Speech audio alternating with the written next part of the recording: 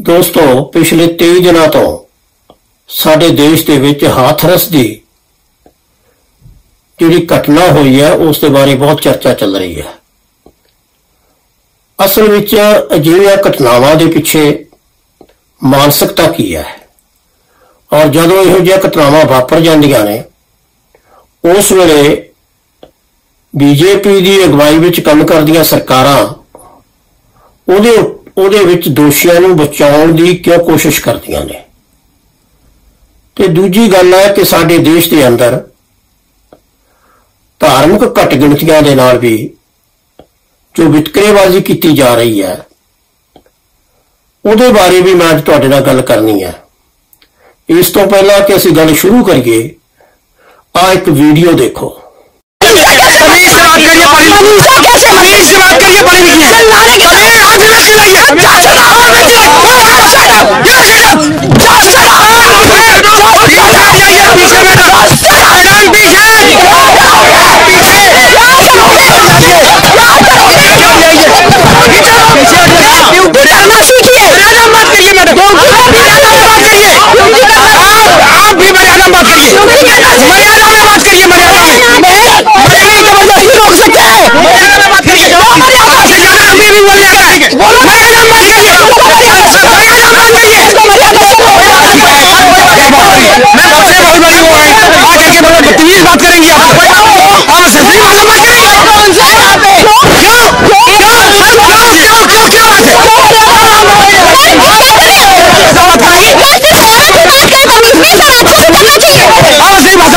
हमारे जैसे लोगों के कारण रेप होते हैं। हमारे जैसे लोग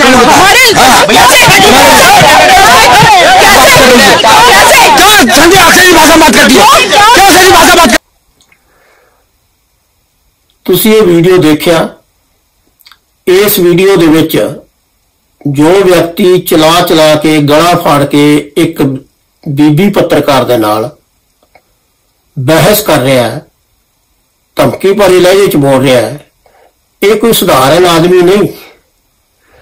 ये हाथरस जिले का डिप्टी कमिश्नर है जिन्होंने डिस्ट्रिक्ट मैजिस्ट्रेट भी कहा जाता है और उसका नाम है प्रवीण लक्षकार।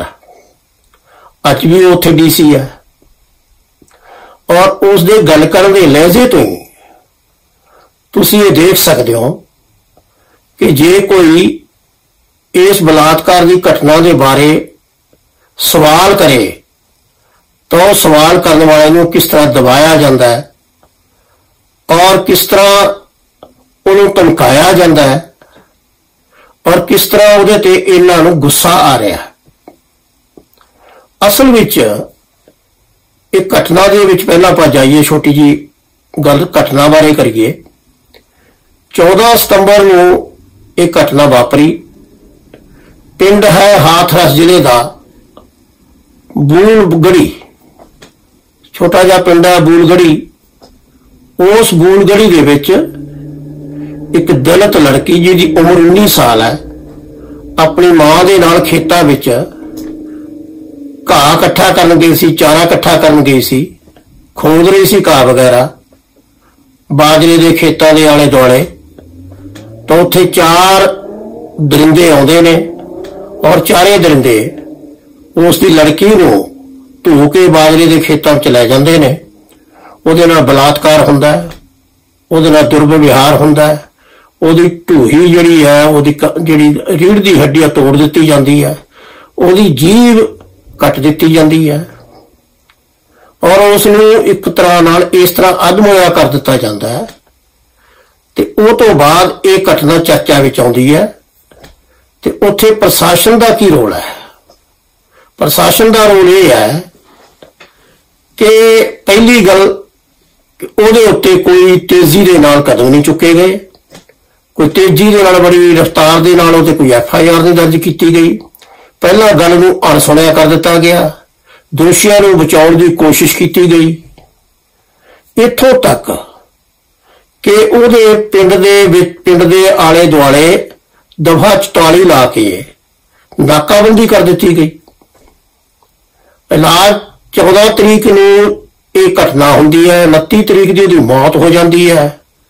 ਤੇ 29 ਤਾਰੀਖ ਤੋਂ ਬਾਅਦ ਉਸ ਦੀ ਜਿਹੜੀ ਲਾਸ਼ ਹੈ, ਮੌਤ ਤੋਂ ਬਾਅਦ ਉਹ ਵਾਰਸਾਂ ਨੂੰ ਨਹੀਂ ਦਿੱਤੀ ਜਾਂਦੀ, ਮਾਂ ਪਿਓ ਨੂੰ ਨਹੀਂ ਦਿੱਤੀ ਜਾਂਦੀ, ਭੈਣ ਭਰਾ ਨੂੰ ਨਹੀਂ ਦਿੱਤੀ ਜਾਂਦੀ, ਦਿਖਾਈ ਨਹੀਂ ਜਾਂਦੀ। ਔਰ ਉਸ ਲਾਸ਼ ਨੂੰ, ਉਹਦੀ ਡੈੱਡ ਬੋਡੀ ਨੂੰ ਪੁਲਿਸ ਹੀ ਆਪਦੇ ਕਬਜ਼ੇ 'ਚ ਲੈ ਕੇ ਸਿੱਧੇ ਸ਼ਮਸ਼ਾਨ ਭੂਮੀ 'ਚ ਲਿਜਾਣ ਦੀ ਕੋਸ਼ਿਸ਼ ਕਰਦੀ ਹੈ। ਉਹਨਾਂ ਦੇ ਘਰੇ ਨਹੀਂ ਜਾਣ ਦਿੱਤੀ ਜਾਂਦੀ ਡੈੱਡ ਬੋਡੀ। ਉਹਨਾਂ ਦੇ ਵਾਰਸਾਂ ਨੂੰ ਲੜਕੀ ਦਾ ਮੂੰਹ ਦੇਖਣ ਦੀ ਆਗਿਆ ਤੱਕ ਨਹੀਂ। ਤੇ ਰਾਤ ਨੂੰ 2:30 ਵਜੇ ਸੰਸਕਾਰ ਹੈ ਜਿਹੜਾ ਸਿੱਧਾ ਜਾ ਕੇ ਸ਼ਮਸ਼ਾਨ ਭੂਮੀ ਵਿੱਚ ਕਰ ਦਿੱਤਾ ਜਾਂਦਾ ਪੈਟਰੋਲ ਪਾ ਕੇ। ਔਰ ਪਹਿਲੀ ਗੱਲ ਤਾਂ ਇਹਦੇ ਵਿੱਚ ਇਹ ਹੈ ਕਿ ਰਾਤ ਨੂੰ ਪੋਸਟਮਾਰਟਮ ਨਹੀਂ ਹੁੰਦਾ। ਪੋਸਟਮਾਰਟਮ ਵੀ ਰਾਤ ਨੂੰ ਕਰਵਾਇਆ ਗਿਆ। ਰਾਤ ਨੂੰ ਸੰਸਕਾਰ ਨਹੀਂ ਸੀ ਕਰਨਾ ਹੁੰਦਾ ਤਾਂ ਸੰਸਕਾਰ ਵੀ ਰਾਤ ਨੂੰ ਕਰ ਦਿੱਤਾ ਗਿਆ। ਔਰ ਸੰਸਕਾਰ ਰੀਤੀ ਰਿਵਾਜਾਂ ਦੇ ਅਨੁਸਾਰ ਕੀਤਾ ਜਾਂਦਾ ਹੈ। ਔਰ ਜਿਹੜਾ ਸੰਸਕਾਰ ਨੇ ਸਾਡੇ ਸਮਾਜ ਦੇ ਵਿੱਚ, ਉਹ ਸੰਸਕਾਰਾਂ ਦੇ ਆਧਾਰ ਦੇ ਉੱਤੇ ਇਹ ਸੰਸਕਾਰ ਕੀਤਾ ਜਾਂਦਾ ਹੈ। ਪਰ ਉਹ ਸੰਸਕਾਰਾਂ ਦੇ ਆਧਾਰ ਤੇ ਕਰ ਨਹੀਂ ਦਿੱਤਾ ਗਿਆ, ਧੱਕੇ ਨਾਲ ਸੰਸਕਾਰ ਕਰ ਦਿੱਤਾ ਗਿਆ। ਤੇ ਉਹਦੇ ਪਿੰਡ ਦੇ ਵਿੱਚ, ਉਹਦੇ ਘਰ ਦੇ ਵਿੱਚ ਉਸ ਨੂੰ ਕੋਈ ਮਿਲ ਨਾ ਸਕੇ, ਉਹਦੇ ਪਰਿਵਾਰ ਨੂੰ ਘਰ ਦੇ ਵਿੱਚ ਹੀ ਨਜ਼ਰਬੰਦ ਕਰ ਦਿੱਤਾ ਗਿਆ। ਔਰ ਉਹਦੇ ਪਿੰਡ ਦੇ ਆਲੇ ਦੁਆਲੇ ਦਫਾ 144 ਲਾ ਕੇ ਕਰਫਿਊ ਇੱਕ ਤਰ੍ਹਾਂ ਦਾ ਲਾ ਦਿੱਤਾ ਗਿਆ। ਨਾ ਉੱਥੇ ਪੱਤਰਕਾਰਾਂ ਨੂੰ ਜਾਣ ਦੀ ਆਗਿਆ ਦਿੱਤੀ ਗਈ, ਨਾ ਉੱਥੇ ਸੋਸ਼ਲ ਵਰਕਰਾਂ ਨੂੰ, ਸਮਾਜਿਕ ਜਿਹੜੇ ਕਾਰਿਆਕਰਤਾ ਨੇ ਉਹਨਾਂ ਨੂੰ ਜਾਣ ਦੀ ਇਜਾਜ਼ਤ ਦਿੱਤੀ ਗਈ, ਨਾ ਹੀ ਉੱਥੇ ਕਿਸੇ ਪੋਲੀਟੀਕਲ ਪਾਰਟੀ ਦੇ ਆਗੂ ਨੂੰ ਜਾਣ ਦੀ ਇਜਾਜ਼ਤ ਦਿੱਤੀ ਗਈ। ਯਾਨੀ ਕਿ ਉਸ ਪਰਿਵਾਰ ਨੂੰ ਘਰ ਦੇ ਵਿੱਚ ਨਜ਼ਰਬੰਦ ਕਰਕੇ ਸਾਰੇ ਸੰਸਾਰ ਨਾਲੋਂ ਕੱਟ ਦਿੱਤਾ ਗਿਆ। ਔਰ ਕੱਟਣ ਤੋਂ ਬਾਅਦ ਕਰਦੇ ਕੀ ਰਹੇ? ਕਰਦੇ ਇਹ ਰਹੇ ਕਿ ਡੀਸੀ ਜਾ ਕੇ ਉਹਨਾਂ ਨੂੰ ਧਮਕਾਉਂਦਾ ਹੈ ਕਿ ਆਪਣਾ ਬਿਆਨ ਬਦਲ ਲਓ। ਐਸਐਸਪੀ ਉਹਨਾਂ ਨੂੰ ਧਮਕਾਉਂਦਾ ਹੈ ਕਿ ਬਿਆਨ ਬਦਲ ਲਓ। ਲਗਾਤਾਰ ਕੋਸ਼ਿਸ਼ ਹੁੰਦੀ ਰਹੀ ਕਿ ਸੰਸਾਰ ਨਾਲ ਉਹਨਾਂ ਨੂੰ ਕੱਟ ਕੇ ਇਕੱਲਿਆਂ ਰੱਖ ਕੇ ਉਹਨਾਂ ਨੂੰ ਉਹਨਾਂ ਤੋਂ ਬਿਆਨ ਬਦਲਾਇਆ ਜਾਏ ਔਰ ਦੋਸ਼ੀਆਂ ਨੂੰ ਕਿਸੇ ਢੰਗ ਨਾਲ ਬਚਾਇਆ ਜਾਏ। ਉਹ ਦਲਿਤ ਭਾਈਚਾਰੇ ਦੀ ਲੜਕੀ ਹੈ, ਉਹਦੇ ਵਾਲੇ ਸਾਰਾ ਕੁਝ ਕਿਉਂ ਕੀਤਾ ਗਿਆ? ਉਹ ਇਸ ਕਰਕੇ ਕੀਤਾ ਗਿਆ ਕਿ ਉੱਥੇ ਸਰਕਾਰ ਹੈ ਜਿਹੜੀ ਉਹ ਭਾਰਤੀ ਜਨਤਾ ਪਾਰਟੀ ਦੀ ਹੈ। ਯੋਗੀ ਸਾਹਿਬ ਉੱਥੋਂ ਦੇ ਮੁੱਖ ਮੰਤਰੀ ਨੇ। ਤੇ ਭਾਰਤੀ ਜਨਤਾ ਪਾਰਟੀ ਦੀ ਜਿਹੜੀ ਮਾਨਸਿਕਤਾ ਹੈ, ਉਹ ਮਾਨਸਿਕਤਾ ਸਾਨੂੰ ਸਮਝਣੀ ਪਏਗੀ। ਇਹ ਅੱਜ ਕੱਲੀ ਕਿਹੜੀ ਘਟਨਾ ਨਹੀਂ, ਲਗਾਤਾਰ ਪਿਛਲੇ 6 ਸਾਲਾਂ ਤੋਂ ਜਦੋਂ ਤੋਂ ਬੀਜੇਪੀ ਦਾ ਰਾਜ ਆਇਆ, ਉਸ ਵੇਲੇ ਤੋਂ ਲੈ ਕੇ ਦਲਿਤਾਂ ਦੇ ਉੱਤੇ ਅਤਿਆਚਾਰ ਵਧੇ ਨੇ। ਔਰ ਨਾ ਸਿਰਫ ਅਤਿਆਚਾਰ ਵਧੇ ਨੇ, ਉਲਟਾ ਇਹ ਹੋਇਆ ਕਿ ਜਿੰਨੇ ਵੀ ਦਲਿਤ ਲੜਕੀਆਂ ਦੇ ਬਲਾਤਕਾਰ ਹੋਏ ਨੇ, ਖਾਸ ਤੌਰ ਤੇ ਯੂਪੀ ਦੇ ਵਿੱਚ, ਜਿਹੜੇ ਭਾਰਤੀ ਜਨਤਾ ਪਾਰਟੀ ਦੇ ਇੱਕ ਐਮਐਲਏ ਵੀ ਬਲਾਤਕਾਰ ਕਰਨ ਦੇ ਵਿੱਚ ਸ਼ਾਮਲ ਹੈ। ਉਹਨਾਂ ਦਾ ਇੱਕ ਸਾਧ ਵੀ ਹੈ ਜਿਹੜਾ ਬੀਜੇਪੀ ਦਾ ਪਹਿਲਾਂ ਮੈਂਬਰ ਪਾਰਲੀਮੈਂਟ ਵੀ ਰਿਹਾ, ਉਹਨੇ ਵੀ ਬਲਾਤਕਾਰ ਕੀਤਾ। ਔਰ ਇੱਕ ਹੋਰ, ਇਹ ਸਾਰੇ ਬਲਾਤਕਾਰ ਜਿਹੜੇ ਯੂਪੀ 'ਚ ਹੋਏ ਬੜੇ ਬੜੇ ਸਿਆਸੀ ਬੰਦਿਆਂ ਵੱਲੋਂ, ਜਿਹੜੇ ਹੁਕਮਰਾਨ ਪਾਰਟੀ ਨਾਲ ਸੰਬੰਧ ਰੱਖਦੇ ਨੇ, ਉਹਨਾਂ ਦੇ ਵਿੱਚ ਵੀ ਤੇ ਇਸ ਦੇ ਵਿੱਚ ਵੀ ਇਹ ਸਾਰੇ ਕੇਸ ਇਹ ਚੱਲ ਰਹੇ ਨੇ ਕਿ ਜਿਹਦਾ ਬਲਾਤਕਾਰ ਹੁੰਦਾ ਹੈ ਉਹਨਾਂ ਦੇ ਉੱਤੇ ਵੀ ਉਲਟ ਕੇਸ ਦਰਜ ਕੀਤਾ ਜਾਂਦਾ ਹੈ, ਉਹਨਾਂ ਦੇ ਉੱਤੇ ਵੀ ਅਤਿਆਚਾਰ ਸ਼ੁਰੂ ਹੋ ਜਾਂਦਾ ਹੈ, ਦੋਸ਼ੀਆਂ ਨੂੰ ਬਚਾਉਣ ਦੀ ਕੋਸ਼ਿਸ਼ ਕੀਤੀ ਜਾਂਦੀ ਹੈ। ਇਹਦੇ ਪਿੱਛੇ ਕੀ ਮਾਨਸਿਕਤਾ ਹੈ? ਇਸ ਮਾਨਸਿਕਤਾ ਨੂੰ ਸਮਝਣ ਦੀ ਲੋੜ ਹੈ। ਅਸਲ ਵਿੱਚ ਇਹ ਮਾਨਸਿਕਤਾ ਹੈ ਮਨੋਵਾਦੀ ਸੰਸਕ੍ਰਿਤੀ ਦੀ। ਇਹ ਮੈਂ ਕੋਈ ਇਲਜ਼ਾਮ ਨਹੀਂ ਲਾ ਰਿਹਾ, ਇਤਿਹਾਸ ਸਾਡਾ ਸਾਬਤ ਕਰਦਾ ਹੈ ਕਿ ਭਾਰਤੀ ਜਨਤਾ ਪਾਰਟੀ ਜਿਹੜੀ ਆਰਐਸਐਸ ਦੀ ਪੈਦਾਇਸ਼ ਹੈ, ਜਿਹੜੀ ਆਰਐਸਐਸ ਉਹ ਦਿਸ਼ਾ ਨਿਰਦੇਸ਼ ਲੈ ਕੇ ਦੇਸ਼ ਦੇ ਅੰਦਰ ਰਾਜ ਕਰ ਰਹੀ ਹੈ, ਉਹ ਆਰਐਸਐਸ ਦਾ ਜਿਹੜਾ ਵਿਸ਼ਵਾਸ ਹੈ ਉਹ ਮਨੂ ਸੰਸਕ੍ਰਿਤੀ ਦੇ ਵਿੱਚ ਹੈ। ਸੋ ਮਨੂ ਸੰਸਕ੍ਰਿਤੀ ਕੀ ਹੈ? ਮਨੂ ਸੰਸਕ੍ਰਿਤੀ ਬਹੁਤ ਪੁਰਾਣਾ ਸਾਮੰਤੀ ਤੇ ਰਾਜਾਸ਼ਾਹੀ ਦਾ ਜਿਹੜਾ ਯੁੱਗ ਸੀ, ਉਸ ਯੁੱਗ ਦੇ ਵਿੱਚ ਕੋਈ ਕਹਿੰਦੇ ਹੈ ਕਿ ਇਹ ਗ੍ਰੰਥ ਲਿਖਿਆ ਗਿਆ। ਔਰ ਇਹ ਗ੍ਰੰਥ ਜਿਹੜਾ ਲਿਖਿਆ ਇਹ ਮਨੂ ਨਾਂ ਦੇ ਵਿਅਕਤੀ ਨੇ ਲਿਖਿਆ। ਔਰ ਉਹ ਜਿਹੜਾ ਲਿਖਣ ਵਾਲਾ ਸੀ ਉਹ ਵੀ ਉਸ ਵੇਲੇ ਇੱਕ ਰਾਜਾ ਸੀ। ਤੇ ਉਸ ਮਨੂ ਸੰਸਕ੍ਰਿਤੀ ਦੇ ਵਿੱਚ ਜੋ ਕੁਝ ਕਿਹਾ ਗਿਆ ਉਹਦੇ ਆਧਾਰ ਤੇ ਦੇਸ਼ ਦੇ ਅੰਦਰ ਭਾਰਤੀ ਜਨਤਾ ਪਾਰਟੀ ਸਾਡੇ ਸਮਾਜ ਦੀ ਸਿਰਜਣਾ ਕਰਨਾ ਚਾਹੁੰਦੀ ਹੈ। ਇਹ ਅੱਜ ਦੀ ਗੱਲ ਨਹੀਂ, ਜਦੋਂ ਦੇਸ਼ ਆਜ਼ਾਦ ਹੋਇਆ ਸੀ, ਉਸ ਦੇਸ਼ ਨੂੰ ਆਜ਼ਾਦ ਹੋਣ ਤੋਂ ਪਹਿਲਾਂ ਵੀ ਤੇ ਆਜ਼ਾਦ ਹੋਣ ਤੋਂ ਬਾਅਦ ਵੀ ਗੁਰੂ ਗੋਲਵਾਲਕਰ ਹੋਏ ਨੇ, ਇਹਨਾਂ ਦੇ ਆਰਐਸਐਸ ਦੇ संचालक दूजे संचालक होए ने, उन्होंने एक किताब लिखी है बंच ऑफ थॉट्स, विचारां दा गुच्छा, अंग्रेजी की किताब है, वो किताब लिखी है। उस किताब दे विच भी उन्होंने कहा कि मनु संस्कृति जिहड़ी है ये साडे देश दे विच लागू होनी चाहिए है। और मनु संस्कृति विच है कि उहदे विच यह है कि मनु ने साडे समाज नूं 4 वर्णां विच वंडिया। एक वर्ण है ब्राह्मण, कहने जी ब्राह्मण क्योंकि उन्होंने मुताबिक मनु संस्कृति के मुताबिक ब्रह्मा जी ने साडे देश इहनूं उत्पत्ति की है, साडे सारी सृष्टि की। और ब्रह्मा जी ने सृष्टि की उत्पत्ति की, उहदे विच जिहड़ा ब्राह्मण है वो ऋषि ब्रह्मा जी के मूँह चों पैदा होया है, इस करके सब तो उच्चा है। तो उस तो बाद है क्षत्री। क्षत्री वो कहते हैं मनु के मुताबिक कि वह ऋषि ब्रह्मा जी की कच्छ चों पैदा होया, इस करके दूजे नंबर ते वो है समाज दे विच उहदा रुतबा है।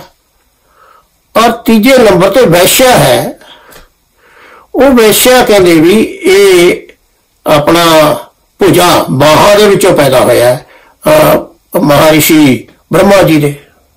ते जिहड़ा एक शूद्र है चौथा, शूद्र मनु संस्कृति के मुताबिक ब्रह्मा जी के पैरों चों पैदा होया। उहदे मुताबिक ये 4 वर्णां समाज नूं वंड के उन्होंने ये समाज नूं ये गल कही कि ब्राह्मण राज करने वास्ते है, क्षत्री सुरक्षा करने वास्ते है देश की, और वैश्या व्यापार करने वास्ते कारोबार करने वास्ते है, तो शूद्र है जिहड़ा वो इन्हां तिन्हां दी सेवा करने वास्ते है। ते ये पैर चों पैदा होया, इस करके इहदा जिहड़ा थां है वो भी पैरां च होएगा। इहदा स्थान ताहां नहीं देख सकता, उच्चा नहीं देख सकता, बराबरता नहीं कर सकता, ये थल्ले रहेगा। सो एक जिहड़ी संस्कृति, उस संस्कृति नूं देश के अंदर लागू करने की कोशिश की गई। जब बाबा साहब अंबेडकर की अगवाई दे संविधान बनिया और वो संविधान देश के अंदर लागू होना सी, उस वेले भी ये गोलवालकर जी ने इस संविधान नूं लागू करने का विरोध किया और कहा कि साडे देश की पुरानी संस्कृति है मनु संस्कृति के आधार के उत्ते ही साडा संविधान बनना चाहिए। और ऑर्गेनाइजर जिहड़ा RSS का एक रसाला है जिहड़ा उन्हां दा प्रचार करता है, उस RSS दे विच एक रिटायर्ड जज ने भी लेख लिखिया सी 25 जनवरी 1950 नूं। और उस लेख का जिहड़ा शीर्षक सी, वो शीर्षक सी कि Manu rules our minds, Manu साडे our minds our heart, Manu rules our heart, Manu साडे दिलों ते राज करता है। ये उस लेख का सिरलेख सी। और उहदे विच भी उन्होंने यही गल कही सी कि मनु संस्कृति है जिहड़ी साडे देश दे विच, रिटायर्ड जज सी, वो लेख लिखण वाला बंदा, उहदा नाम सी शंकर सुभा। वो ऑर्गेनाइजर छपया लेख है। एक दिन पहला जदों 26 जनवरी 1950 नूं संविधान लागू हुंदा, गणतंत्र दिवस लागू हुंदा बनदा, उस तो एक दिन पहला ये लेख उन्हां दा छपिया। तो गुरु गोलवालकर ने तो शरेआम उहदे विच लिखिया है कि मनु संस्कृति जिहड़ी है वो साडे संविधान का आधार होनी चाहिए है। सो ये सावरकार जी जिहड़े हैगे, सावरकार जी भी इसे गल की वकालत करते रहे ने, जिहड़े RSS के भी बहुत बड़े नेता होए ने। सो वो संस्कृति है जिहड़ी पिछे काम करती आ रही है। तो उस वेले बाबा साहब अंबेडकर ने 25 दिसंबर 1927 नूं 25 ਦਸੰਬਰ 1927 ਨੂੰ ਇਹ ਜਿਹੜੀ ਪੁਸਤਕ ਹੈ ਜਿਹੜੀ ਮन्नू ਸੰਸਕ੍ਰਿਤੀ ਦੀ 25 ਦਸੰਬਰ 1927 ਨੂੰ ਉਹਨਾਂ ਨੇ ਇਹਨੂੰ ਅੱਗ ਲਾ ਕੇ ਫੂਕਿਆ ਸੀ, ਕਿਉਂਕਿ ਇਹ ਵਿਤਕਰਾ ਕਰਦੀ ਹੈ, ਸਾਡੇ ਦੇਸ਼ ਨੂੰ ਵੰਡਦੀ ਹੈ ਜਾਤਾਂ ਦੇ ਆਧਾਰ ਦੇ ਉੱਤੇ ਔਰ ਨਫ਼ਰਤ ਪੈਦਾ ਕਰਦੀ ਹੈ ਔਰ ਸ਼ੂਦਰਾਂ ਦੇ ਨਾਲ ਧੱਕਾ ਤੇ ਵਿਤਕਰਾ ਕਰਨ ਦੀ ਆਗਿਆ ਦਿੰਦੀ ਹੈ ਤੇ ਲਟੇਰੀਆਂ ਜਮਾਤਾਂ ਨੂੰ ਲੁੱਟਣ ਦੀ ਆਗਿਆ ਦਿੰਦੀ ਹੈ। ਇਸ ਕਰਕੇ ਉਹਨਾਂ ਨੇ ਇਸ ਨੂੰ ਅੱਗ ਵੀ ਲਾਈ ਸੀ। ਇੱਥੇ ਹੀ ਬਸ ਨਹੀਂ, ਰਾਸ਼ਟਰੀ ਝੰਡਾ ਜਿਹੜਾ ਤਿਰੰਗਾ ਝੰਡਾ ਸਾਡਾ ਬਣਿਆ, ਉਹ ਰਾਸ਼ਟਰੀ ਤਿਰੰਗਾ ਝੰਡਾ ਉਹਨੂੰ ਵੀ ਆਰਐਸਐਸ ਨੇ ਮੰਨਣ ਤੋਂ ਇਨਕਾਰ ਕਰਤਾ ਸੀ ਤੇ 1948 ਦੇ ਵਿੱਚ ਮਹਾਤਮਾ ਗਾਂਧੀ ਨੂੰ ਗੌਰਸੇ ਗੋਲੀ ਨਾਲ ਸ਼ਹੀਦ ਕਰ ਦਿੰਦੇ ਨੇ। ਉਹ ਤੋਂ ਬਾਅਦ ਉਸ ਵੇਲੇ ਦੇ ਗ੍ਰਹਿ ਮੰਤਰੀ ਸਰਦਾਰ ਪਟੇਲ ਨੇ ਆਰਐਸਐਸ ਨੂੰ ਬੈਨ ਕਰ ਦਿੱਤਾ ਸੀ, ਉਹ ਤੇ ਪਾਬੰਦੀ ਲਾ ਦਿੱਤੀ ਸੀ ਔਰ ਪਾਬੰਦੀ ਚੁੱਕਣ ਦੀ ਇਹੋ ਸ਼ਰਤ ਲਾਈ ਸੀ ਕਿ ਆਰਐਸਐਸ ਜਿਹੜੀ ਹੈ ਸਾਡਾ ਤਿਰੰਗਾ, ਜਿਹੜਾ ਦੇਸ਼ ਦਾ ਤਿਰੰਗਾ ਝੰਡਾ ਹੈ, ਉਸ ਨੂੰ ਮਾਨਤਾ ਦੇਗੀ, ਉਹਨੂੰ ਮੰਨੇਗੀ। ਇਸ ਸ਼ਰਤ ਦੇ ਉੱਤੇ ਉਹਨਾਂ ਨੇ ਕਿਹਾ ਸੀ ਇਹ ਸ਼ਰਤ ਮੰਨੇਗੀ ਤਾਂ ਅਸੀਂ ਇਹਦੇ ਤੋਂ ਪਾਬੰਦੀ ਚੁੱਕਾਂਗੇ। ਮੰਗ ਕੀ ਸੀ ਉਹਨਾਂ ਦੀ? ਆਰਐਸਐਸ ਦੀ ਮੰਗ ਇਹ ਸੀ ਕਿ ਮन्नू ਸੰਸਕ੍ਰਿਤੀ ਦੇ ਮੁਤਾਬਕ ਭਗਵਾ ਝੰਡਾ ਜਿਹੜਾ ਹੈ ਉਹ ਦੇਸ਼ ਦਾ ਝੰਡਾ ਹੋਣਾ ਚਾਹੀਦਾ ਹੈ। ਸੋ ਇਹ ਗੱਲਾਂ ਸਾਰੀਆਂ ਸਾਬਤ ਕਰਦੀਆਂ ਨੇ ਕਿ ਅੱਜ ਦੀ ਹੁਕਮਰਾਨ ਪਾਰਟੀ ਜਿਹੜੀ ਆਰਐਸਐਸ ਤੋਂ ਹੁਕਮ ਲੈ ਕੇ ਚੱਲਦੀ ਹੈ, ਉਹਦੀ ਮਾਨਸਿਕਤਾ ਜਿਹੜੀ ਹੈ ਉਹ ਦਲਿਤ ਵਿਰੋਧੀ ਹੈ। ਉਹ ਮਾਨਸਿਕਤਾ ਦੇਸ਼ ਭਗਤੀ ਦੀ ਮਾਨਸਿਕਤਾ ਨਹੀਂ। ਇਸ ਕਰਕੇ ਦਲਿਤ ਵਰਗ ਦੇ ਨਾਲ ਜਿੱਥੇ ਕਿਤੇ ਵੀ ਧੱਕਾ ਹੁੰਦਾ ਹੈ ਉਸ ਦੇ ਵਿੱਚ ਦੋਸ਼ੀਆਂ ਨੂੰ ਬਚਾਉਣ ਦੀ ਕੋਸ਼ਿਸ਼ ਹੁੰਦੀ ਹੈ। ਤੇ ਦੂਜਾ ਇਸ ਗੱਲ ਦੇ ਨਾਲ ਰਲ ਗਈ ਇੱਕ ਹੋਰ ਗੱਲ ਵੀ ਕਿ ਗੁਰੂ ਗੋਲਵਾਲਕਰ ਦੀ ਉਸੇ ਪੁਸਤਕ ਦੇ ਵਿੱਚ ਹਿਟਲਰ ਦੀ ਨਾਜ਼ੀ ਪਾਰਟੀ ਦੀ ਵਕਾਲਤ ਕੀਤੀ ਗਈ ਹੈ ਔਰ ਇਹ ਕਿਹਾ ਗਿਆ ਕਿ ਹਿਟਲਰ ਦੀ ਵਿਚਾਰਧਾਰਾ ਸਾਡੇ ਦੇਸ਼ ਦੇ ਅੰਦਰ ਸਾਨੂੰ ਠੀਕ ਬੈਠਦੀ ਹੈ। ਹਿਟਲਰ ਕੌਣ ਸੀ? ਇੱਕ ਡਿਕਟੇਟਰ ਸੀ ਜਿਹੜਾ ਇੱਕ ਧਰਮ ਦੇ ਆਧਾਰ ਦੇ ਉੱਤੇ ਦੂਜੇ ਧਰਮਾਂ ਦਾ ਕਤਲੇਆਮ ਕਰਦਾ ਸੀ ਔਰ ਆਪਣੇ ਦੇਸ਼ ਦੇ ਅੰਦਰ ਕਤਲੇਆਮ ਕਰਨ ਤੋਂ ਬਾਅਦ ਤੇ ਫਿਰ ਉਹ ਸਾਰੀ ਦੁਨੀਆ ਦੇ ਵਿੱਚ, ਯੂਰਪ ਦੇ ਵਿੱਚ ਖਾਸ ਤੌਰ ਤੇ ਚੱਲ ਪਿਆ ਸੀ ਕਿ ਉੱਥੇ ਵੀ ਅਸੀਂ ਆਪਣੇ ਹੀ ਧਰਮ ਦਾ ਰਾਜ ਕਾਇਮ ਕਰ ਦੇਣਾ ਹੈ, ਬਾਕੀ ਸਾਰੇ ਧਰਮਾਂ ਦੇ ਲੋਕਾਂ ਨੂੰ ਚੈਂਬਰਾਂ 'ਚ ਸਾੜ ਦੇਣਾ ਹੈ, ਅੱਗਾਂ ਲਾ ਕੇ ਸਾੜ ਦੇਣਾ ਹੈ, ਗੋਲੀਆਂ ਨਾਲ ਮਾਰ ਦੇਣਾ ਹੈ, ਖਤਮ ਕਰ ਦੇਣਾ ਹੈ। ਸੋ ਕਤਲੇਆਮ ਕਰਨ ਵਾਲਾ ਹਿਟਲਰ, ਜਿਹਨੂੰ ਫਾਸਿਸਟ ਦੇ ਤੌਰ ਤੇ ਜਾਣਿਆ ਜਾਂਦਾ ਹੈ, ਫਾਸ਼ੀਵਾਦੀ ਹਿਟਲਰ ਜਾਣਿਆ ਜਾਂਦਾ ਹੈ, ਉਸ ਹਿਟਲਰ ਦੀ ਵਿਚਾਰਧਾਰਾ ਜਿਹੜੀ ਹੈ ਉਹਦੀ ਵਕਾਲਤ ਆਰਐਸਐਸ ਨੇ ਕੀਤੀ ਹੈ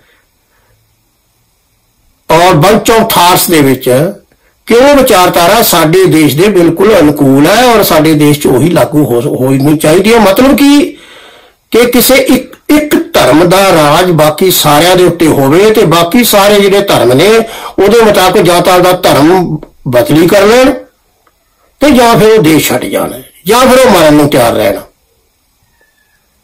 ਸੋ ਇਹ ਇੱਕ ਵਿਚਾਰਧਾਰਾ ਹੈ। ਸੋ ਇਸ ਵਿਚਾਰਧਾਰਾ ਵਾਲੀ ਅੱਜ ਸਾਡੇ ਹੁਕਮਰਾਨ ਨੇ, ਇਸ ਕਰਕੇ ਦਲਿਤਾਂ ਨਾਲ ਜਿਹੜਾ ਉਹ ਅਤਿਆਚਾਰ ਹੋ ਰਿਹਾ ਹੈ।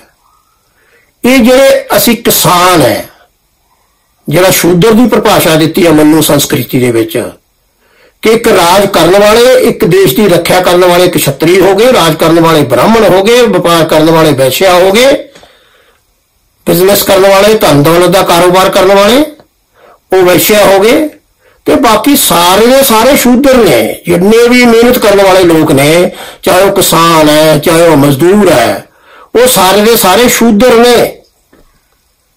ਇਸ ਕਰਕੇ मन्नू ਸੰਸਕ੍ਰਿਤੀ ਦੇ ਮੁਤਾਬਕ ਕਿਸਾਨ ਵੀ ਸ਼ੂਦਰ ਹੈ, ਮਜ਼ਦੂਰ ਵੀ ਸ਼ੂਦਰ ਹੈ, ਮੁਲਾਜ਼ਮ ਵੀ ਸ਼ੂਦਰ ਹੈ, ਜਿੰਨੇ ਨੌਕਰੀ ਕਰਦੇ ਸਾਰੇ ਸ਼ੂਦਰ ਨੇ। ਸੋ ਇਸ ਕਰਕੇ ਅੱਜ ਜੋ ਕਿਸਾਨਾਂ ਨਾਲ ਧੱਕਾ ਹੋ ਰਿਹਾ ਹੈ ਉਹਦੇ ਪਿੱਛੇ ਵੀ ਇਹ ਇੱਕ ਵਿਚਾਰਧਾਰਾ ਹੈ ਜੋ ਕਿਸਾਨਾਂ ਨੂੰ ਖਤਮ ਕਰਨ ਦੀ ਕੋਸ਼ਿਸ਼ ਕੀਤੀ ਜਾ ਰਹੀ ਹੈ, ਕਿਸਾਨਾਂ ਦੇ ਕੰਮ ਨੂੰ ਬਿਲਕੁਲ ਖਤਮ ਕਰਨ ਦੀ ਕੋਸ਼ਿਸ਼ ਕੀਤੀ ਜਾ ਰਹੀ ਹੈ, ਉਹਨਾਂ ਨੂੰ ਗੁਲਾਮ ਬਣਾਉਣ ਦੀ ਕੋਸ਼ਿਸ਼ ਕੀਤੀ ਜਾ ਰਹੀ ਹੈ, ਕਿਉਂਕਿ ਸ਼ੂਦਰਾਂ ਨੂੰ ਮੰਨੂ ਸੰਸਕ੍ਰਿਤੀ ਦੇ ਵਿੱਚ ਗੁਲਾਮ ਦਾ ਦਰਜਾ ਦਿੱਤਾ ਗਿਆ।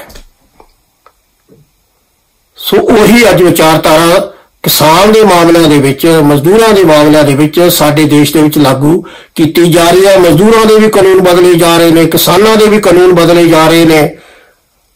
ਇਹ ਸਾਰਾ ਇਸ ਕਰਕੇ ਹੋ ਰਿਹਾ ਹੈ। ਇਹਦੇ ਪਿੱਛੇ ਇੱਕ ਵਿਚਾਰਧਾਰਾ ਹੈ। ਇਹ ਅਚਾਨਕ ਫੈਸਲੇ ਨਹੀਂ ਹੋ ਰਹੇ, ਇਹ ਸੋਚੀ ਸਮਝੀ ਇੱਕ ਵਿਉਂਤਬੰਦ ਢੰਗ ਦੇ ਨਾਲ ਸਾਰਾ ਕੁਝ ਹੋ ਰਿਹਾ ਹੈ, ਔਰ ਇਸ ਨੂੰ ਇਸ ਢੰਗ ਦੇ ਨਾਲ ਸਾਨੂੰ ਸਮਝਣਾ ਪਏਗਾ।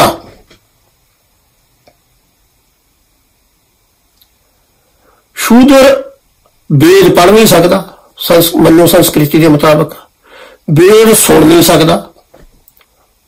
ਜਿਹੜੇ 4 ਵੇਦਾਂ ਦਾ ਜ਼ਿਕਰ ਕੀਤਾ ਜਾਂਦਾ ਹੈ, ਉਹ ਜੇ ਵੇਦ ਸੁਣੇਗਾ ਤਾਂ ਉਹਦੇ ਕੰਨਾਂ ਵਿੱਚ ਗਰਮ ਤੇਲ ਪਾ ਦਿੱਤਾ ਜਾਣਾ ਚਾਹੀਦਾ ਹੈ। ਜੇ ਉਹ ਪੜ੍ਹੇਗਾ ਤਾਂ ਉਹਦੇ ਮੂੰਹ ਦੇ ਵਿੱਚ ਗਰਮ 10 ਉਂਗਲ ਦੀ ਸਲਾਖ, 10 ਉਂਗਲਾਂ ਜਿੰਨੀ ਸਲਾਖ ਉਹਦੀ ਲੋਹੇ ਦੀ ਗਰਮ ਕਰਕੇ ਉਹਦੇ ਮੂੰਹ 'ਚ ਪਾ ਦੇਣੀ ਚਾਹੀਦੀ ਹੈ। ਕਿਸੇ ਹੋਰ ਵਰਨ ਦੇ ਵਿੱਚ ਸ਼ੂਦਰ ਸ਼ਾਦੀ ਨਹੀਂ ਕਰ ਸਕਦਾ। ਤਿੰਨੋਂ ਵਰਨਾਂ ਦੀ ਸ਼ੂਦਰਾ ਜਿਹੜੀ ਉਹ ਸੇਵਾ ਕਰੇਗਾ। ਸੋ ਇਹ ਸ਼ੂਦਰ ਦੇ ਬਾਰੇ ਸੋਚ ਹੈ ਮੰਨੂ ਸੰਸਕ੍ਰਿਤੀ ਦੇ ਵਿੱਚ। ਜਿਹੜੀ ਸੋਚ ਅੱਜ RSS ਦੀ ਹੈ, ਜਿਹੜੀ ਸੋਚ RSS ਰਾਹੀਂ ਚੱਲਦੀ ਭਾਰਤੀ ਜਨਤਾ ਪਾਰਟੀ ਦੀ ਹੈ, ਉਹ ਸੋਚ ਦੇ ਮੁਤਾਬਕ ਸਾਡੇ ਦੇਸ਼ ਦੇ ਅੰਦਰ ਇਹ ਅਤਿਆਚਾਰ ਹੋ ਰਹੇ ਨੇ। ਉਹ ਸੋਚ ਦੇ ਮੁਤਾਬਕ ਸਾਡੇ ਦੇਸ਼ ਦੇ ਮਜ਼ਦੂਰਾਂ ਤੇ ਕਿਸਾਨਾਂ ਦੇ ਨਾਲ ਧੱਕੇ ਤੇ ਉਹਨਾਂ ਨੂੰ ਗੁਲਾਮ ਬਣਾਉਣ ਦੀ ਬੜੇ ਅੱਜ ਜ਼ਮਾਨਾ ਬਦਲ ਗਿਆ ਨਾ। ਹੁਣ ਜਿਹੜੇ ਬਿਜ਼ਨਸ ਕਰਨ ਵਾਲੇ ਲੋਕ ਨੇ, ਜਿਹੜੇ ਰਾਜ ਕਰਨ ਵਾਲੇ ਲੋਕ ਨੇ, ਉਹ ਅੱਜ ਡਿਜੀਟਲ ਦਾ ਜ਼ਮਾਨਾ ਆ ਗਿਆ। ਅੱਜ ਇੱਕ ਤਰ੍ਹਾਂ ਟੈਕਨੋਲੋਜੀ ਦਾ ਜ਼ਮਾਨਾ ਆ ਗਿਆ। ਉਸ ਜ਼ਮਾਨੇ ਦੇ ਵਿੱਚ ਕਾਰਪੋਰੇਟ ਘਰਾਣੇ ਪੈਦਾ ਹੋ ਗਏ। ਉਸ ਜ਼ਮਾਨੇ ਦੇ ਇਸ ਜ਼ਮਾਨੇ ਦੇ ਅੱਜ ਰਾਜ ਕਰਨ ਦੀ ਸ਼ਕਤੀ ਜਿਹੜੀ ਹੈ ਉਹ ਕਾਰਪੋਰੇਟ ਘਰਾਣਿਆਂ ਰਾਹੀਂ ਚੱਲਦੀ ਹੈ। ਇਸ ਕਰਕੇ ਸਾਰੇ ਕਿਸਾਨਾਂ ਨੂੰ, ਮਜ਼ਦੂਰਾਂ ਨੂੰ ਕਾਰਪੋਰੇਟ ਘਰਾਣਿਆਂ ਦੇ ਗੁਲਾਮ ਬਣਾਉਣ ਦੀ ਕੋਸ਼ਿਸ਼ ਕੀਤੀ ਜਾ ਰਹੀ ਹੈ। ਸੋ ਇੱਕਾ ਦੁੱਕਾ ਘਟਨਾ ਨਹੀਂ ਹੱਥ ਰਸਦੀ। ਪਿਛਲੇ ਸਮੇਂ ਤੋਂ ਲਗਾਤਾਰ ਜਿੰਨੀਆਂ ਵੀ ਆਪਾਂ ਘਟਨਾਵਾਂ ਲੈ ਲਈਏ, ਉਹਨਾਂ ਘਟਨਾਵਾਂ ਦੀ ਕੱਲੇ ਦੀ ਤੁਸੀਂ ਪੜਚੋਲ ਕਰੋਗੇ, ਉਹਨਾਂ ਦੇ ਪਿੱਛੇ ਇਹੀ ਵਿਚਾਰਧਾਰਾ ਜਿਹੜੀ ਉਹ ਸਾਨੂੰ ਦਿਖੇਗੀ।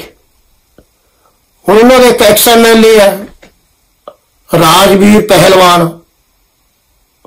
ਉਹ ਰਾਜਵੀਰ ਪਹਿਲਵਾਨ ਕਹਿੰਦਾ ਇਹ ਲੜਕੀ ਨੂੰ ਤਾਂ ਉਹਦੀ ਮਾਂ ਨੇ ਤੇ ਉਹਦੇ ਭਰਾ ਨੇ ਮਾਰਿਆ,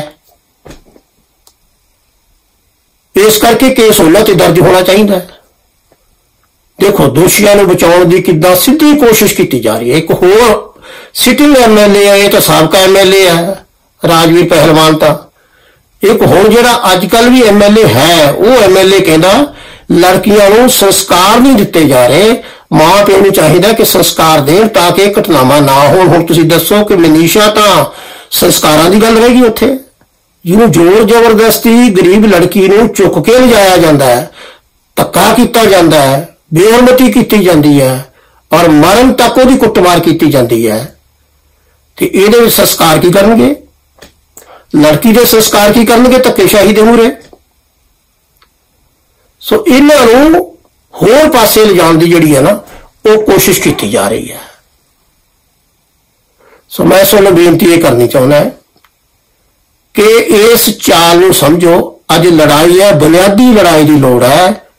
ਕੱਲੀ ਇਹ ਘਟਨਾਵਾਂ ਲਗਾਤਾਰ ਹੁੰਦੀਆਂ ਰਹਿਣਗੀਆਂ, ਇਹ ਵਾਪਰਦੀਆਂ ਰਹਿਣਗੀਆਂ, ਔਰ ਸਾਡੇ ਦੇਸ਼ ਦੇ ਅੰਦਰ ਜਿਹੜੀਆਂ ਧਾਰਮਿਕ ਘੱਟ ਗਿਣਤੀਆਂ ਨੇ ਉਹਨਾਂ ਦਾ ਵੀ ਵਿਰੋਧ ਇਸੇ ਕਰਕੇ ਹੋ ਰਿਹਾ ਹੈ। ਜਿਹੜੀ ਹਿਟਲਰ ਦੀ ਵਿਚਾਰਧਾਰਾ ਜਿਹਨੂੰ RSS ਮੰਨਦੀ ਹੈ, ਉਹਦੇ ਮੁਤਾਬਕ ਦੂਸਰੇ ਧਰਮਾਂ ਨੂੰ ਦੇ ਵਿੱਚ ਵਿਸ਼ਵਾਸ ਰੱਖਣ ਵਾਲੇ ਘੱਟ ਗਿਣਤੀ ਲੋਕ ਆ ਜਿਹੜੇ, ਉਹ ਉਹਨਾਂ ਦੇ ਦੁਸ਼ਮਣ ਨੇ। ਇਸ ਕਰਕੇ ਸੂਬਿਆਂ ਦੇ ਨੂੰ ਵੱਧ ਅਧਿਕਾਰ ਦੇਣ ਦੀ ਗੱਲ ਹੈ ਜਿਹੜੀ ਉਹ ਖਤਮ ਕੀਤੀ ਜਾ ਰਹੀ ਹੈ। ਜਿੱਥੇ ਕਿਸੇ ਸੂਬੇ ਵਿੱਚ ਧਾਰਮਿਕ ਘੱਟ ਗਿਣਤੀ ਰਹਿੰਦੀ ਹੈ, ਉਹ ਸੂਬੇ ਨਾਲ ਪੂਰਾ ਵਿਤਕਰਾ ਕੀਤਾ ਜਾ ਰਿਹਾ ਹੈ। ਸੋ ਇਹਦੇ ਪਿੱਛੇ ਇੱਕ ਵਿਚਾਰਧਾਰਾ ਹੈ। ਉਸ ਵਿਚਾਰਧਾਰਾ ਦੇ ਖਿਲਾਫ ਸਾਡੇ ਦੇਸ਼ ਦੇ ਅੰਦਰ ਸਾਨੂੰ ਸਾਰੇ ਦੇਸ਼ ਭਗਤ ਲੋਕਾਂ ਨੂੰ, ਸਾਨੂੰ ਸਾਰੇ ਜਿਹੜੇ ਅਸੀਂ ਆਪਣੇ ਰਾਸ਼ਟਰ ਨੂੰ ਪਿਆਰ ਕਰਦੇ ਆ, ਜਿਹੜੇ ਮਾਨਵਤਾ ਨੂੰ ਪਿਆਰ ਕਰਦੇ ਆ, ਖਾਸ ਤੌਰ ਤੇ ਪੰਜਾਬ ਦੇ ਲੋਕ ਜਿਹੜੇ ਗੁਰੂ ਗ੍ਰੰਥ ਸਾਹਿਬ ਦੇ ਵਿੱਚ ਵਿਸ਼ਵਾਸ ਰੱਖਦੇ ਨੇ, ਜਿਹੜਾ ਗੁਰੂ ਗ੍ਰੰਥ ਸਾਹਿਬ ਸਭ ਨੂੰ ਇੱਕੋ ਜਿਹਾ ਦਰਜਾ ਦਿੰਦੇ ਨੇ, ਖਾਸ ਤੌਰ ਤੇ ਉਹ ਪੰਜਾਬ ਦੇ ਲੋਕ ਇਸ ਲੜਾਈ ਦੇ ਵਿੱਚ ਅੱਗੇ ਆਉਣ। ਇੱਕ ਜਦੋਂ ਇਹ ਮਨੂਵਾਦੀ ਸੰਸਕ੍ਰਿਤੀ ਦਾ ਅਸੀਂ ਆਰਐਸਐਸ ਤੇ ਜਾਂ ਬੀਜੇਪੀ ਦੇ ਉੱਤੇ ਇਲਜ਼ਾਮ ਲਾਉਂਦੇ ਆ ਤਾਂ ਉਸ ਵੇਲੇ ਇੱਕ ਬਚਾਅ ਕੀਤਾ ਜਾਂਦਾ ਉਹਨਾਂ ਵੱਲੋਂ। ਉਹ ਕਹਿੰਦੇ ਮਨੂ ਸੰਸਕ੍ਰਿਤੀ ਤਾਂ ਇੱਕ ਐਸੀ ਸੰਸਕ੍ਰਿਤੀ ਹੈ ਜਿਹੜੀ ਸਭ ਨੂੰ ਬਰਾਬਰ ਦੇ ਮੌਕੇ ਦਿੰਦੀ ਹੈ, ਔਰ ਇਹ ਕਹਿੰਦੀ ਹੈ ਕਿ ਸਭ ਨੂੰ ਪੜ੍ਹਾਈ ਦੇ ਬਰਾਬਰ ਮੌਕੇ ਦਿੱਤੇ ਜਾਣ, ਸਭ ਦੀ ਪੜ੍ਹਾਈ ਮੁਫਤ ਹੋਵੇ, ਤੇ ਜਿਹੜਾ ਪੜ੍ਹਾਈ ਨਾ ਕਰ ਸਕੇ ਉਹ ਸ਼ੂਦਰ ਹੋਏਗਾ। ਤਾਂ ਫਿਰ ਮੈਂ ਬੇਨਤੀ ਕਰਦਾ ਕਿ ਅਗਰ ਇਹ ਤੁਹਾਡਾ ਵਿਸ਼ਵਾਸ ਹੈ ਕਿ ਮਨੂ ਸੰਸਕ੍ਰਿਤੀ ਇਹ ਕਹਿੰਦੀ ਹੈ, ਤਾਂ ਫਿਰ ਸਾਡੇ ਦੇਸ਼ ਦੇ ਅੰਦਰ ਜਿਹੜੀ ਵਿੱਦਿਆ ਹੈ ਉਹ ਮੁਫਤ ਕਿਉਂ ਨਹੀਂ ਕੀਤੀ ਜਾਂਦੀ? ਵਿੱਦਿਆ ਸਭ ਨੂੰ ਬਰਾਬਰ ਕਿਉਂ ਨਹੀਂ ਦਿੱਤੀ ਜਾਂਦੀ? ਗਰੀਬ ਤੇ ਅਮੀਰ ਨੂੰ ਇੱਕੋ ਜਿਹੀ ਵਿੱਦਿਆ ਕਿਉਂ ਨਹੀਂ ਦਿੱਤੀ ਜਾਂਦੀ? ਫਿਰ ਤੁਸੀਂ ਕਰਦੇ ਕਿਉਂ ਨਹੀਂ? ਜੇ ਮਨੂ ਸੰਸਕ੍ਰਿਤੀ ਸਭ ਨੂੰ ਬਰਾਬਰ ਦਾ ਅਧਿਕਾਰ ਦਿੰਦੀ ਹੈ ਸਾਰੇ ਸਮਾਜ ਦੇ ਵਿੱਚ ਸਾਰੇ ਲੋਕਾਂ ਨੂੰ, ਤਾਂ ਫਿਰ ਬਾਬਾ ਸਾਹਿਬ ਅੰਬੇਦਕਰ ਦੀ ਅਗਵਾਈ ਵਿੱਚ ਲਿਖਿਆ ਸੰਵਿਧਾਨ ਤਾਂ ਸਾਰਿਆਂ ਨੂੰ ਬਰਾਬਰ ਦੇ ਮੌਕੇ ਦਿੰਦਾ ਹੈ, ਧਰਮ ਨਿਰਪੱਖਤਾ ਦੀ ਗੱਲ ਕਰਦਾ ਹੈ, ਧਾਰਮਿਕ ਭੇਦਭਾਵ ਤੋਂ ਉੱਪਰ ਉੱਠਦਾ ਹੈ। ਤਾਂ ਫਿਰ ਉਸ ਸੰਵਿਧਾਨ ਨੂੰ ਤੁਸੀਂ ਮੰਨਣ ਤੋਂ ਇਨਕਾਰ ਕਿਉਂ ਕੀਤਾ? ਉਸ ਸੰਵਿਧਾਨ ਵਿੱਚ ਬਣਾਏ ਰਾਸ਼ਟਰੀ ਝੰਡੇ ਤਿਰੰਗੇ ਝੰਡੇ ਨੂੰ ਮੰਨਣ ਤੋਂ ਇਨਕਾਰ ਕਿਉਂ ਕੀਤਾ? 2002 ਦੇ ਵਿੱਚ ਆ ਕੇ 26 ਜਨਵਰੀ 2002 ਨੂੰ ਆ ਕੇ ਆਰਐਸਐਸ ਨੇ ਆਪਦੇ ਦਫ਼ਤਰ ਦੇ ਨਾਗਪੁਰ ਦੇ ਵਿੱਚ ਝੰਡਾ ਲਹਿਰਾਇਆ। ਰਾਸ਼ਟਰੀ ਝੰਡਾ ਤਿਰੰਗਾ ਝੰਡਾ 2002 ਤੱਕ ਤਿਰੰਗਾ ਝੰਡੇ ਨੂੰ ਮੰਨਿਆ ਹੀ ਨਹੀਂ ਇਹਨਾਂ ਨੇ। ਸੋ ਇਹ ਸਾਰੀਆਂ ਆਪਾ ਵਿਰੋਧੀ ਗੱਲਾਂ ਕੀਤੀਆਂ ਜਾ ਰਹੀਆਂ ਨੇ। ਅਸਲ ਮੂਲ ਗੱਲ ਸਮਝਣ ਦੀ ਲੋੜ ਹੈ ਕਿ ਦੇਸ਼ ਦੇ ਅੰਦਰ ਇਹ ਜਿਹੜੇ ਸਾਰੇ ਪੌੜੇ ਦੀ ਜੜ ਹੈ ਉਹ ਆਰਐਸਐਸ ਦੀ ਮਨੂਵਾਦੀ ਵਿਚਾਰਧਾਰਾ ਹੈ, ਔਰ ਬੀਜੇਪੀ ਆਰਐਸਐਸ ਤੋਂ ਦਿਸ਼ਾ ਨਿਰਦੇਸ਼ ਲੈ ਕੇ ਰਾਜ ਕਰ ਰਹੀ ਹੈ। ਇਸ ਕਰਕੇ ਉਸ ਵਿਚਾਰਧਾਰਾ ਨੂੰ ਤੇ ਹਿਟਲਰ ਦੀ ਵਿਚਾਰਧਾਰਾ ਨੂੰ ਉਹਨੂੰ ਦੇਸ਼ ਦੇ ਅੰਦਰ ਲਾਗੂ ਕਰਨ ਦੀ ਕੋਸ਼ਿਸ਼ ਕੀਤੀ ਜਾ ਰਹੀ ਹੈ। ਇਸ ਕਰਕੇ ਸਾਰੇ ਅਤਿਆਚਾਰ ਹੋ ਰਹੇ ਨੇ, ਧਾਰਮਿਕ ਘੱਟ ਗਿਣਤੀਆਂ ਨਾਲ ਭੇਦਭਾਵ ਹੋ ਰਹੇ ਨੇ, ਔਰ ਸਾਡੇ ਦੇਸ਼ ਦੇ ਅੰਦਰ ਸੂਬਿਆਂ ਦੇ ਅਧਿਕਾਰਾਂ ਨੂੰ ਖਤਮ ਕੀਤਾ ਜਾ ਰਿਹਾ ਹੈ ਤੇ ਸਾਡੇ ਦੇਸ਼ ਦੇ ਮਜ਼ਦੂਰਾਂ ਤੇ ਕਿਸਾਨਾਂ ਨੂੰ ਗੁਲਾਮ ਬਣਾਉਣ ਦੀ ਕੋਸ਼ਿਸ਼ ਕੀਤੀ ਜਾ ਰਹੀ ਹੈ ਕਾਰਪੋਰੇਟ ਘਰਾਣਿਆਂ ਦੇ। ਤਾਂ ਇਹਦੇ ਖਿਲਾਫ ਵਿਚਾਰਧਾਰਾ ਦੇ ਖਿਲਾਫ ਇਕੱਠੇ ਹੋ ਕੇ ਸਾਰੇ ਦੇਸ਼ ਨੂੰ ਲੜਨ ਦੀ ਲੋੜ ਹੈ। ਤੁਹਾਡਾ ਬਹੁਤ ਬਹੁਤ ਧੰਨਵਾਦ।